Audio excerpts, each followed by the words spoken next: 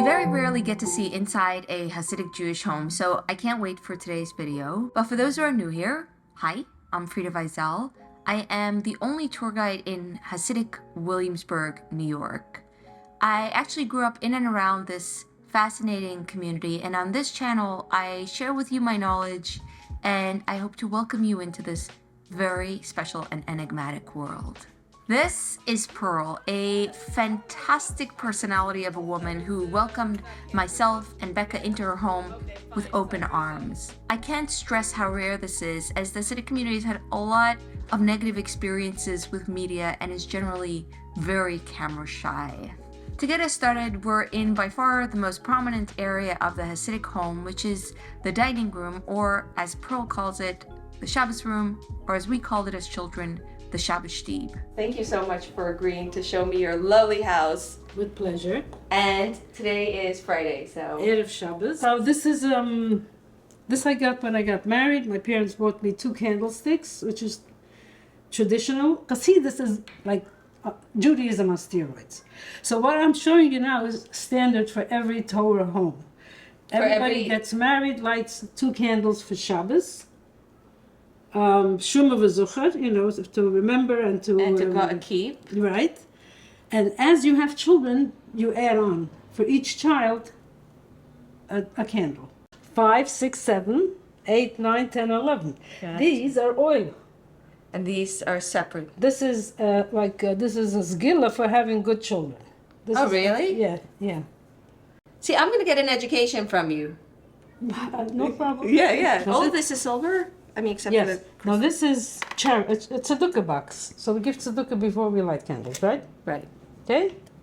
Lovely. But it's bulging with money. You should transfer it. That's the whole idea. Oh, gotcha. And this is just a cinder. Oh, that's It just helps like, instead of standing here with a match and going around, the cinder helps light the candle. I'm getting my kids. These are challahs, home-baked challahs. Oh, you made them. Yeah. Looks really good. I'll give you one. You give me a I'll challah? give you a challah. You have extra? I have extra for you, special. Oh, that's so sweet. And the salt, everybody always has salt on the table. Again, this is not necessarily Hasidus. This is Yiddishkeit, you know, this is just Judaism. Wine. Do you drink wine? Do you drink wine? Yeah. Shabbos, yeah. I love wine. Oh, really? It doesn't love me, but I love wine. You're very health conscious, is it not? Against Don't you know that this is good? You're supposed to drink they keep changing their mind. Nah, not wine. Wine is good for you. Wine is good for you? You want to believe it. I'm very religious about it. How old is, for instance, your silver that you got when you got married? As old as my marriage. Which is? 56 years old. Wow, bless you. This is a traditional Sforim shank, like in every Jewish home. Is it also, how old? It's the same age like my marriage. So you got this as a part of the shtifi? Actually, this I got like a couple of years later. That I got together with my marriage furniture. When we buy furniture for our children, it's supposed to last literally a lifetime. So show us what you have here. Well, this is the traditional shas that every married man gets as a gift from his bride. This is Noida B'Yehida. This is my husband's 9th. My husband is the 9th generation from the Noida B'Yehida. Oh, really? You have yichus. You have My husband. lineage. My husband and my children, not me. Not you. You have your own. You have your own. No, not really. My children are the 10th dar. Ben Acher Ben means son after son after son. From Noida B'Yehida. Oh, this is a set of machzorim that traditionally all Kalas get. Hasidic Kalas, I don't know if, yeah. but everybody, I think everyone gets it, right? Yeah. Okay, what else? What in here do you study? Personally, well, this is Satmar Rebbe's Purim, the Yoel. Okay. Can you understand this? Can you? No, because it's in Lushan Kodesh, it's in Hebrew. But Satmar Rebbe wrote a cipher, Ala Gilu Vala Tmira, about Zionism, that was translated into Yiddish, which I did read. Which is unusual, no? No, it was made in Yiddish for women. Exactly, you know, for everybody who can't understand Lushan Kodesh, which is mainly women. So this is my Rebbe, our Rebbe, Satmar Rebbe. Also my Rebbe, you know. Oh, congratulations! My family follows the Go on. He said Rabban Teitelbaum. Rabban Teitelbaum, right? Yes. Wasatma Hasidim. So these are my married grandchildren, and they stay here until the next one Gets kicked and out. then they go in my suitcase. How big is the suitcase? It's big. What's the max? I used to have 2. Now this couple complained very much that they want to stay here. So they got So they got to stay here, and this other couple, so I ended up having 4 instead of 2. this you made. Yeah. You're an artist. Oh, some artist. I'm not an artist. I like to create things. You like to create things. Do you do gobline? Do you needlepoint? I did. You for your children? You give them to your children? I don't do this anymore. I don't have time. Oh, but you when I you used made to. it, I used to. Yeah. you would give it to your children. Yeah. This is the living room. Can we see the Becca? Can we see the living room? This is the living room. If you saw my video on kosher technology, you'll know that in the Hasidic community, there is no screen culture. Unlike for us in the secular society, where our homes are often designed centrally around the living room and its screens, in the Hasidic community, the living room is often a modest sofa that is a space to maybe sit and read, or in Pearl's case, it's a seating overflow area. It's a big living room. It's a very big living room. Where's the TV? What TV? Yeah, I'm kidding. I basically we use that Shabbos. There's absolutely no screen culture in your house. Absolutely not. Like coming into the house, plopping down, watching something.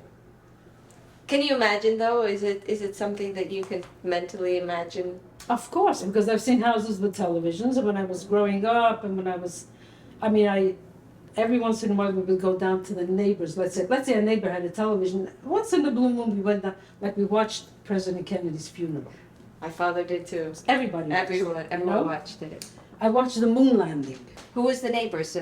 Modern Some of them Jews? were old American Jews who had still ended up staying here. I mean, Williamsburg was once not as Hasidic as it is today, obviously, We multiplied, we grew, and we expanded, so everybody left because not everybody wanted to stay with the Hasidim. Personally, it's my most interesting part of Hasidic home, that there's the living room is not the heart of it, that the dining room is the Shabbos shtiv. That's what we called it. Yeah, see? Now that you remind me. See? Yeah. The Shabbos. Yeah. This is, by the way, Pearl's, what is it? Country cottage. Look. Personal style look, which is not the conventional look. Well, anybody could Anyone is allowed to. nothing's stopping anybody from having unconventional. Except if the neighbors turn up their noses. Who cares about the neighbors? Who cares? Nobody cares about the neighbors. That's why I say you're unconventional. You don't have a lot of religious things. You have the Rebbe and you have, but this is not religious, right? Everything is religious. Of course. Everything is religious. Of course. Sorry, It was put up with religious fervor. I see. the country cottage look. What is that? That is alamechyu. That's what we say over eating anything made with like cakes or cookies. It's a brucha that I don't remember very well, so I have to have it up there so that this is a blessing that we say after eating, not before, after. I don't remember it very well, so I have to have it up on the wall so that if I have to say it, I don't have to take out a siddur, Now look. 75 years and you don't remember it? I don't eat that much cake. That's why. This was in my mother's house, and after my parents passed away, I wanted it up in my house. Oh, that's sweet. It has like a sentimental value to me. Yeah. Oh, that is sweet. That explains it. I do see that you have... Kippalach. Better make a picture of that. Everybody thinks that's like a... This is the you best. can't be Jewish if you don't have... If you don't have kippala. You have a sweet little kitchen. Mini kitchen. A dairy sink and a meat sink, right? To keep separate. So this is your dairy? Right. The dairy... In the small kitchen, the dairy will be smaller than the meat.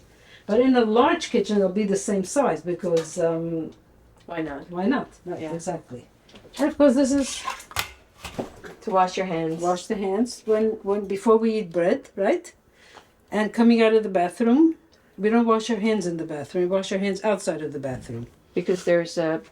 It's not a clean place. It's an Gotcha. unclean place, not in physical terms, in spiritual terms. Okay, it could be the cleanest bathroom. It's considered an unclean place because It's placed you. it's self-explanatory. Yeah, but yes, thank you. So how do you cook in this tiny kitchen? I'm used to it. You're used to I'm it. used to it. Yeah.